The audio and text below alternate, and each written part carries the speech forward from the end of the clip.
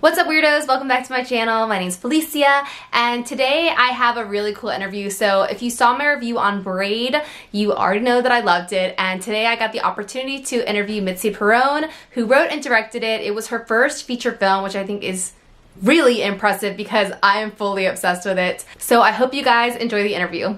Bye! All right, everyone. So here we have Mitzi Peirone. I am so excited to be talking to you.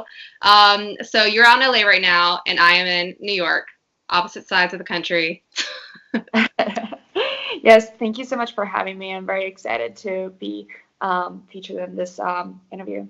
Yeah.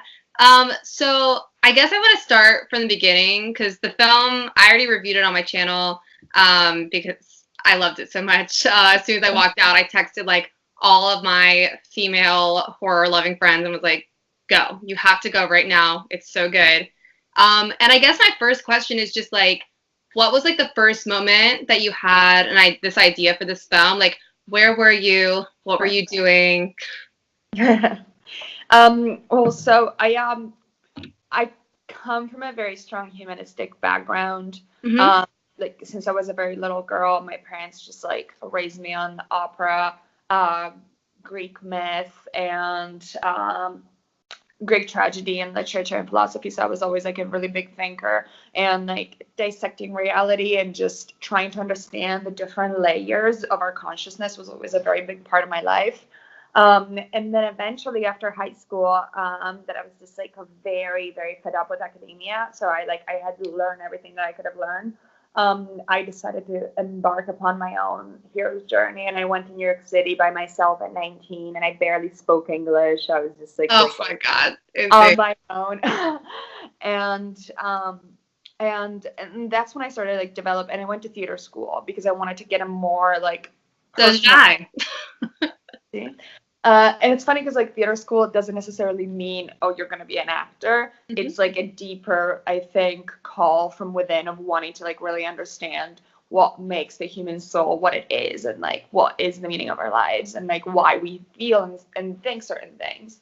And so yeah, but I never in a million years thought I would have become a director. It's so funny because all the signs were pointing towards it, but it just like never crossed my mind until I shot this like OG teaser for Braid to like pitch it along with the screenplay. But so what happened was that I got out of theater school and I got cast in this short film, but I really wanted to make it into a feature, and so I gave it like really like all that I had, and I started producing it, and I was acting in it, and I was so stoked because I thought that was going to be my big break. And Mm-hmm. then after a year and a half, the director fired me and replaced me with someone more famous because he needed to like raise whatever. So like it's that really crushed me in so many ways because I just like I felt like I had given it all that I had. I was like hardworking and smart and Yes.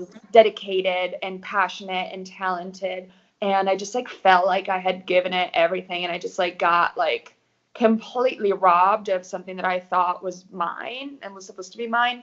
And in that moment, I was hanging out with my like theater friends, and we were watching the Golden Globes. And at the same time, my modeling agency had lost my visa.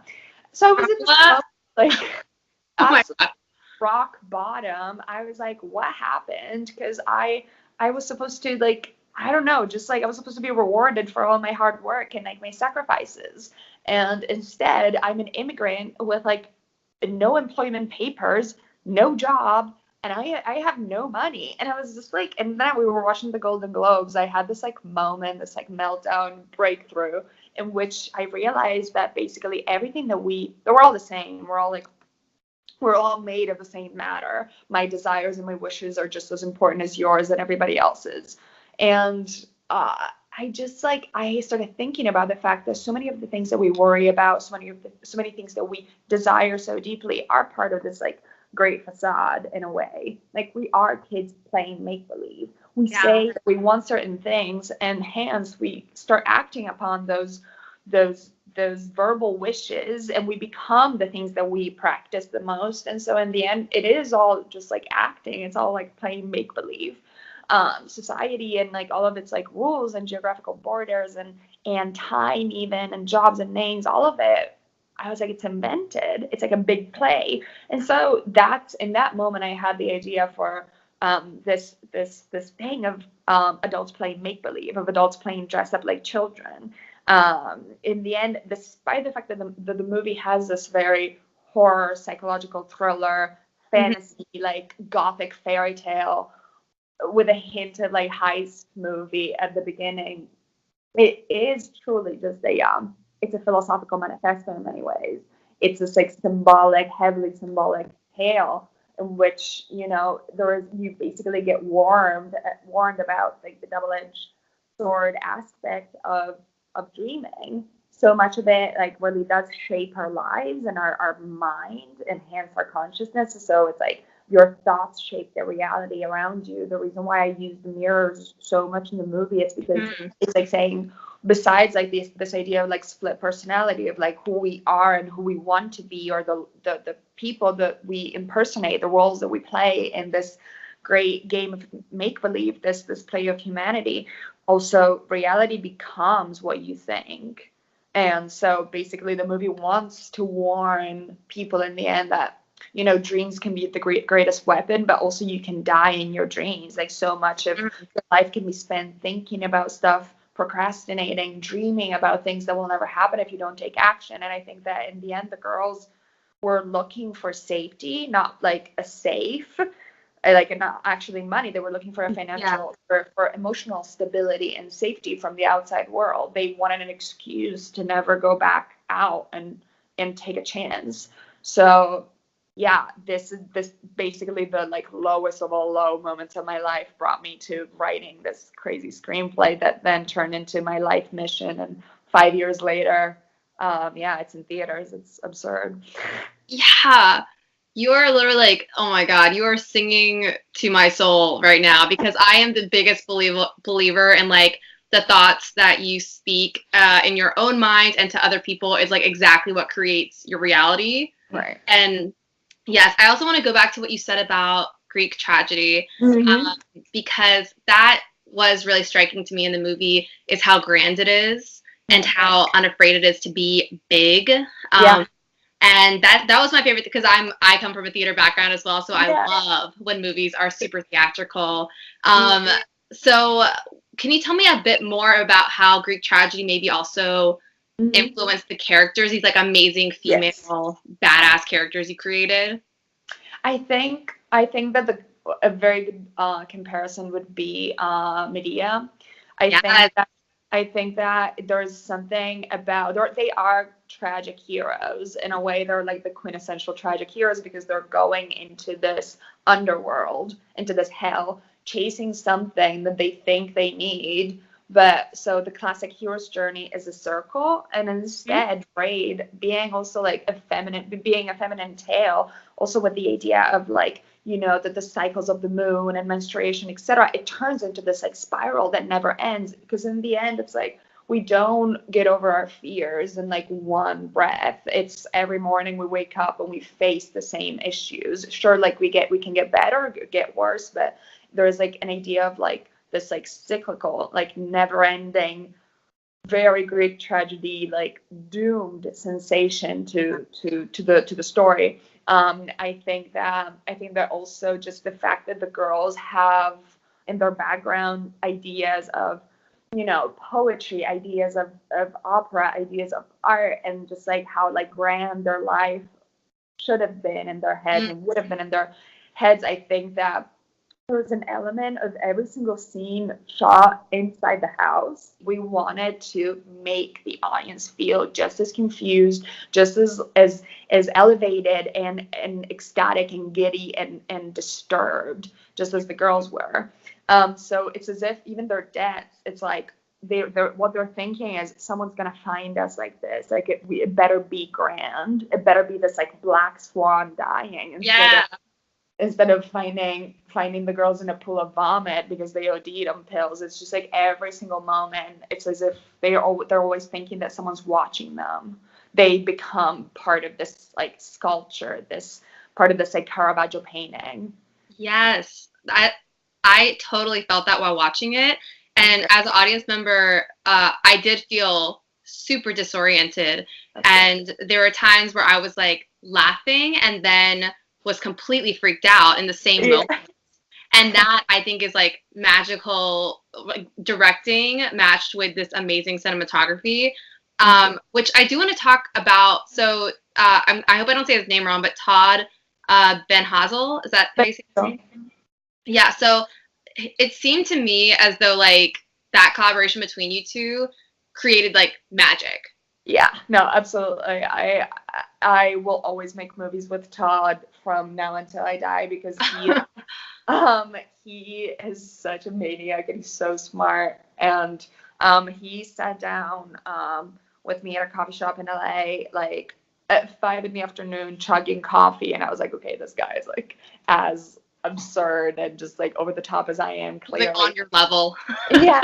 He sits down, he's like just like bursting with energy, and he goes, I'm gonna shoot your movie like Caravaggio and LSD. And I was like, it is a done deal. Like, correct. I don't need to ask you any more questions. Just like Todd and I, it's important. I think if I can give an advice to anybody who is making movies, find a cinematographer that gets you, because you can't waste a second trying to fill them in on your references and the way your brain works, because they have to be thinking the same exact way. By the end, Todd and I had our own lingo. We barely had to speak. Like, we were watching a take. We didn't even have to like look at each other. We knew, oh, we have to go again or it's perfect. And we just like vibed. Like, sometimes you meet people and you feel like you've known them your whole life.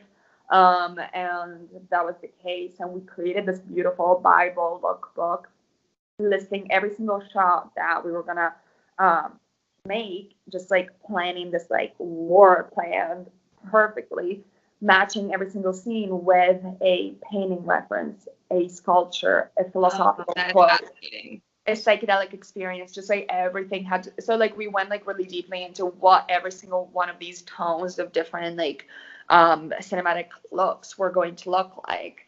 And it's like every single thing in there has a reason to be. The black and white represents the moments of truth, of like stark, like almost scary truth, because it's always this like embellished, like bravado, like over the top Baroque, Clockwork Orange-esque vibe. And then there's like the moments of black and white that it's basically like reality is stripped of all of its beauty and colors and like things to like distract ourselves with. And then we wanted the PCP, the purple scene, to look very ethereal and very like mind opening and just like a moment of awe, instead of it being drugs. Oh no, everything is like handheld and shaky and like scary. Oh, totally, yeah. We wanted it to be a moment of just like reconciliation, I think, with the inner child that Tilda still has like, issues, I think, dealing with, because it's just like to me, Tilda in that moment is the most fragile.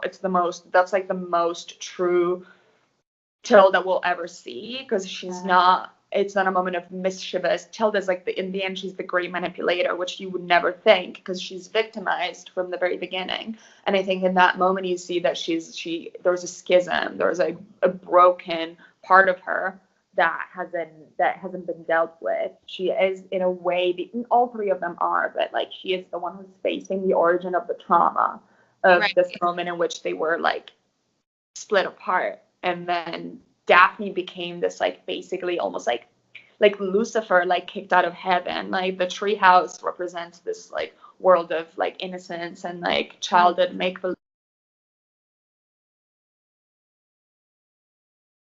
stuck in this world. And Daphne also, it's part of going back to the idea of Greek tragedy. Daphne is referencing the nymph that Apollo fell in love with, and she got turned into a tree because Apollo was chasing her and she didn't want to marry Apollo, and so she asked Zeus to help her, and Zeus turned into a tree. There's this beautiful Bernini sculptures of Daphne, half like woman and half tree, with Apollo chasing after her. And I think Daphne has this issue of being this like person with everything that the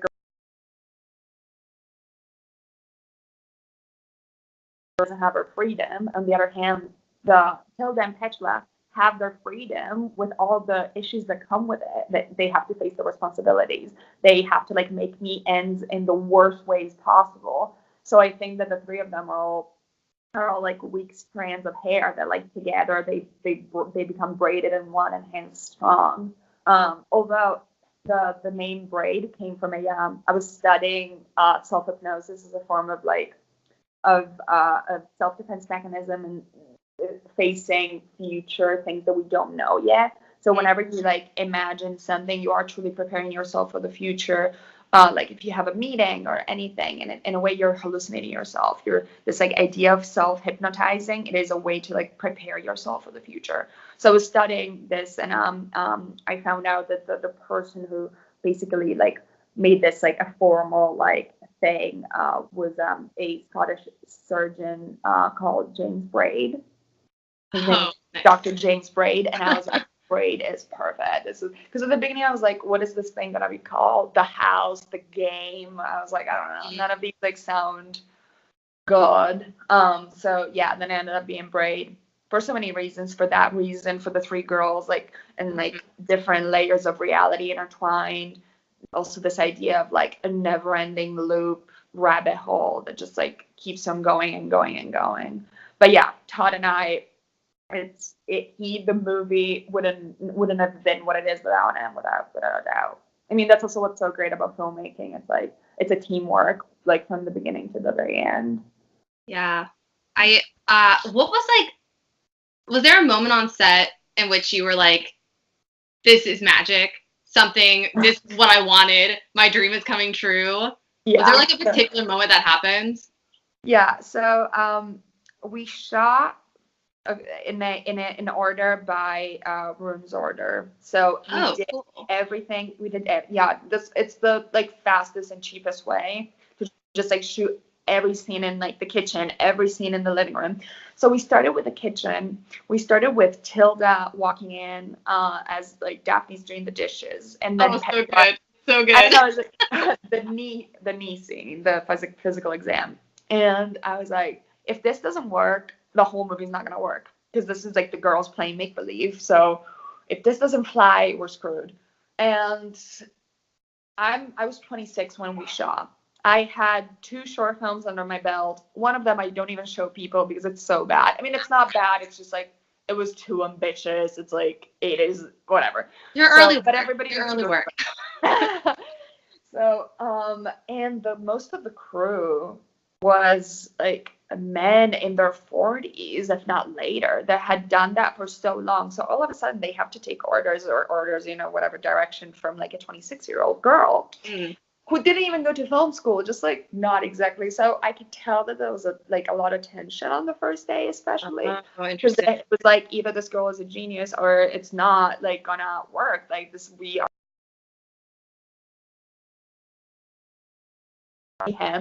And I remember that the girls started acting, and the kitchen was completely stark before we went in there. It was just like a plain room with like no wallpaper, no floors, nothing. And my production designer, Annie Simeon, just like turned it into this like dollhouse make-believe like magic. And I started looking around as we were doing different takes and different shots. People started smiling. They started smiling in a way that it was like you said, it was like a bit of like a giggle, and at the same time this like mischievous like look of we're doing something bad, but it's so good. Like this is so self-indulgent and so mischievous that it just like feels good.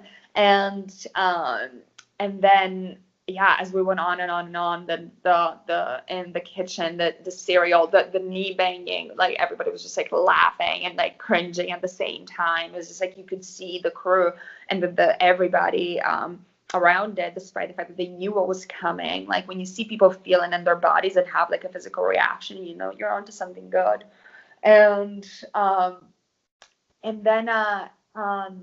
And then the milk scene, like Tilda banging on the cereal bowl. That moment, then everybody was just like, after after every take, it was like this like ecstatic, like giddy, magical feeling all over.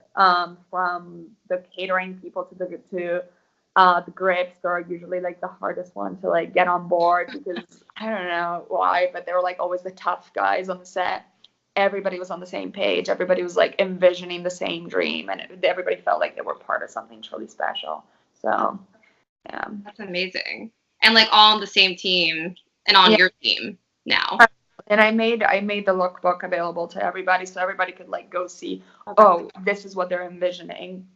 And I think that because of that, because I was always like giving, of course, directions on like what needed to be, but everybody wasn't afraid of bringing in their own ideas. And I think that because of that, it's also like why the movie feels so artistic in a way. It's because every single department head was able to give their own like brush stroke.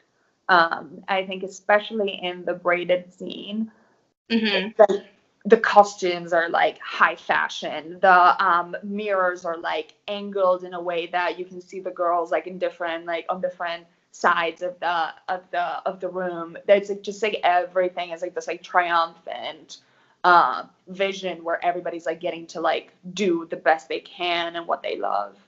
Yeah. Yeah, I think that's amazing. Because there's something about a director letting everyone really do their job and letting everyone like fully take on the vision of the movie for themselves versus just like coming to work. Right. And that's what this movie felt like to me when I watched it. I felt like everyone was in pursuit of the same thing. Yes. Which I think is rare. Thank you. I really appreciate it because I feel like that was definitely what it was my first feature film, so I think it was beneficial for me that I had never like shadowed anybody or like assisted because I was like, of course it has to be a collaborative effort and everybody has to feel like good about it and has to have fun doing it. And you went to theater school where it's like every production is like a full collaboration and like everyone has to contribute their art in a way. Like I'm from theater background, so I don't have a lot of film experience, but like I'm assuming that I would do the same thing where it's just like, let's all do it.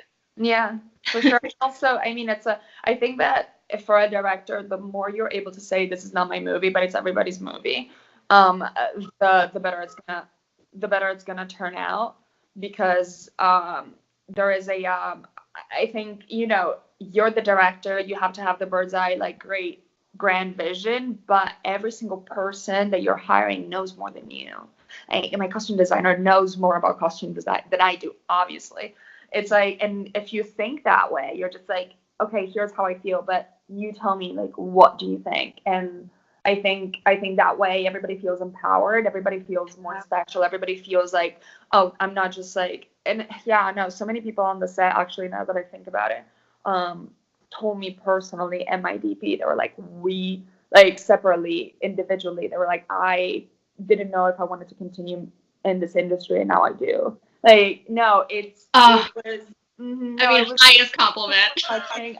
No, it was a truly touching experience to see people like feeling like their passions were being rekindled. Like things can be like this. Being on set, if you like make it like that, it becomes those were the best 5 weeks of my life.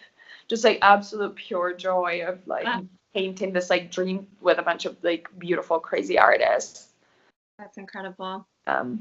That's like, oh, that is the dream. I'm like, so I just want to be for you. I'm like, yes, like everyone should have that. So how did you feel after you saw like the first cut? Like before music, before everything, when you first saw it, like what was going through your mind? I was scared of seeing it.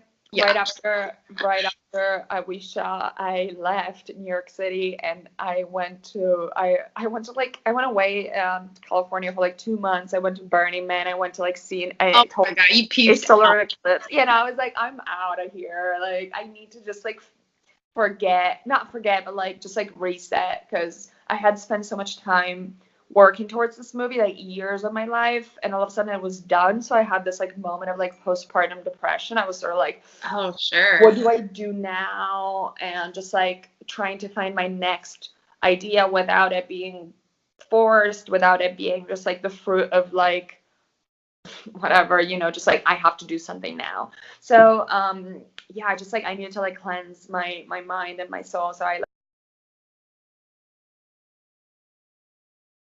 I watched it on my phone because I just was so scared. I was like, I need it to be small and in my hand, and like it'll be okay. And I was equally euphoric because it looked so good, and all the scenes that I wrote and directed were right there. But at the same time, I was so discombobulated. Like it felt like a shot at the heart. I don't know how to explain it. It was like I felt like a Picasso painting, if it makes any sense. I just like felt like my psyche had been distorted. It was just like such a polarizing experience. I was like equally ecstatic, and at the same time, it was a like arresting experience. I was like, this is here. Like it was shocking and sublime at the same time. That's amazing. Yeah.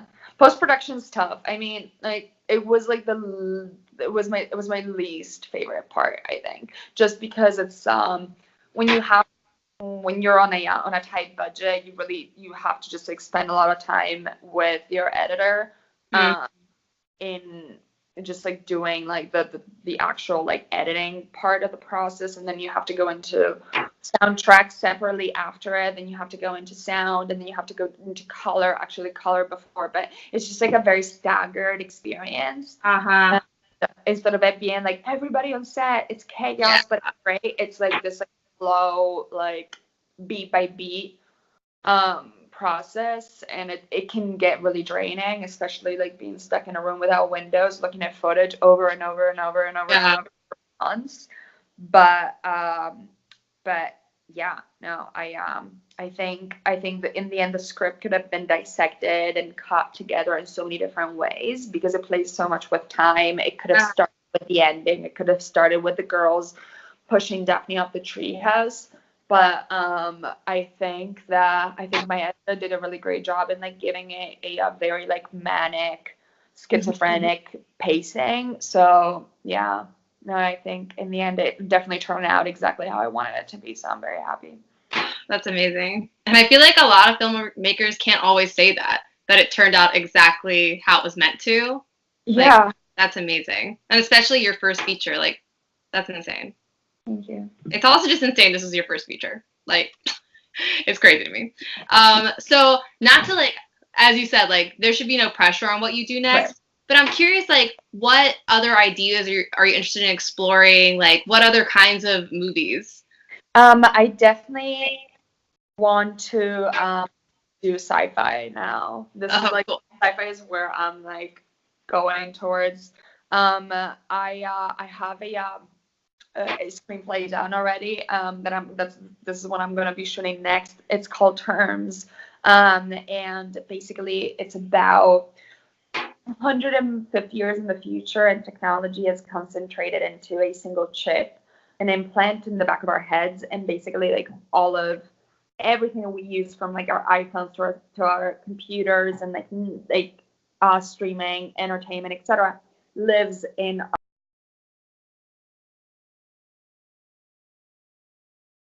So we have instantaneous access to all of information, but also we can control, because like this thing is connected to our nervous system. We can control our chemical imbalance, so to speak. So it's everything from your serotonin to your I don't know, like sugar cravings to the feeling depressed or like feeling anxious. You can control that through your chip. The great thing about this is that basically every citizen has achieved individual stability, and hence societal stability, because everybody can control themselves and like their emotions and their impulses, and everybody's basically living their best lives. So I want to create this like very like peachy, like rosy pastel future. But some people refused the chip because they were like, it's like we're cyborgs basically, which is not so far from where we're at now because we're always holding out our phones. It's like it's just like convenient to have it like inside of us at this point. But so some people refused the chip, and these like protesters had to be basically like cast away from society, and they started hiding in the undergrounds of New York City, or like undergrounds of like the world. And these people are known as the dwellers, and they're like the original humans. So you have this like perfect like cyborg society above ground and the dwellers underground. And at some point, like 10 pages into the script, everybody's chip explodes due to AI function. So like they become basically these bombs that like go off like in the back of your head, like paralyzing you from neck down. So like the whole of humanity that's been hooked to this thing dies. And it's this apocalypse, this like technological apocalypse situation that happens. And 5 strangers survive and 2 dwellers, and they're all stuck in a bunker underground. And they're trying to figure out whether it was a malfunction, whether it was a hack. And then we follow our young female hero, Scarlett, who is the most like suspicious and like deep thinker of the group. And she starts like piecing things together, and she realizes that they were not saved by chance, that there was a reason why they were all chosen, so to speak, to survive the apocalypse. And then she goes into this journey of like figuring it all out. But yeah, it's like once again like a bunch of people stuck in one place. I love tales of entrapment. I think that they just like bring the worst and the best out of people, and they're also just cost effective, obviously. True. Yeah, that is such a cool idea, because in a way it feels like everyone is always like trying to reach a certain level of being balanced. Yeah. Like a certain level of like your house should basically like Instagram looks, and your this should look like this, and you should feel like this. And yeah. Whoa. That's really cool. It's true. I think I'm fascinated by chemical reactions in our brain determine how we feel, and hence everything in our lives. And it's just like it's so crazy. If only we could like tap into that, and like in the same way as you edit a photo on social media, like up the brightness and like lower saturation. If only you could be like, oh yeah, let me lower my sugar cravings for like a week. Let me restrict my appetite. Let me like be a little happier. Let me be a little bit more in control of my emotions, and like I could be like the perfect human. But then it's like, what? Like at what cost? Like how can we find the essence of humanity if it's constantly being altered and augmented and changed and edited? And yeah. And it sounds like a world in which like art cannot exist. Like, you know what I mean? Interesting. Well, that's really cool. So I guess my last question is, what are some of your favorite, first of all, what are some of your favorite like horror movies? Because that's what I like specialize in. Hereditary blew my mind away. I loved it. I don't understand why it's not nominated for all the Oscars, because because again, first time feature film filmmaker. Unbelievable. I loved Hereditary so much that I watched it multiple times, and it actually truly deeply unsettled me. I've always watched scary stuff since I was a little girl, so like my tolerance has gotten pretty high, and just like I have never felt so like deeply, profoundly terrified. I love the new Suspiria. I really did. And I'm a Dario Argento fan, being Italian, and then Psycho, American Psycho, both Psycho and American Psycho. Both good movies. Yeah. Clockwork Orange, and it's not necessarily like a horror movie, but it is definitely like a disturbing, violent movie. Yeah. Cool. That's cool. And it also makes me think of like Braid in a way, because I feel like horror movies right now, we're finally getting to see some like movies that are slower and more disturbing in a way that doesn't involve a bunch of jump scares. Right. You know, I feel like we're starting to like borrow, I feel like especially with female filmmakers. Sure. Yeah, like we're finally starting to see a different kind of horror movie that is so much more unsettling and disturbing than just watching someone like pop up and stab you. Yeah, I hate jump scares personally. I hate them. It's just like I hate being in the movie theater watching people get like scared because like everybody's jumping and I'm like, really? Like you You're like, I want to be emotionally disturbed. Yeah, I think that there's something special about women making horror, because I think that in our day-to-day lives, women are more likely to feel scared than men. Like we live in a society, in a world where since the dawn of time, women had to be more on guard than men.